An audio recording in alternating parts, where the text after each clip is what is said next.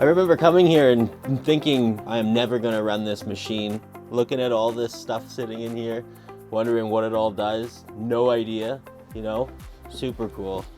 My name is Fraser McLaughlin. I graduated from BCIT in 2018, and I work with Toronto Terminal Railways. They're based in Vancouver and at Delta Port. What I loved about studying at BCIT was that we got to come inside the engines here. We get to give a good feel about how to start them up, how they work, using all their functions. The students are all great, and the classes are not overly huge, so that it is feeling like a more personal experience. Using proper body mechanics, we will move it halfway, and then we'll come across and we'll pull it down. So the railway conductor program is 12 weeks, all 12 weeks. It's divided up into 3 programs of 4 weeks each. So 4 weeks for basic skills, 4 weeks for main track rules, 4 weeks for the more technical general operating instructions.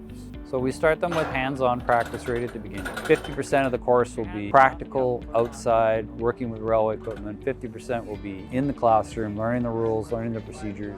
It's one of the best parts of BCIT's railway program is we have a private yard here, lots of freight cars, and as well as a locomotive, so there's lots of opportunity for hands-on. So students coming out of this program, we give them the foundation to work at the conductor level, the track maintenance level for labor, shops. After completing your school at BCIT, everybody that works here will and does know someone out there, whether it's with Toronto Terminal Railways or CN or CP. They will help you find that connection to get you a job and start off your career. I've been invited here to go full circle in terms of starting at BCIT 13 years ago, going to Toronto Terminals Railway, becoming a conductor, an engineer, and then now a supervisor. I know at TTR we utilize this course as a qualification to get you into our company, and then we train you from there.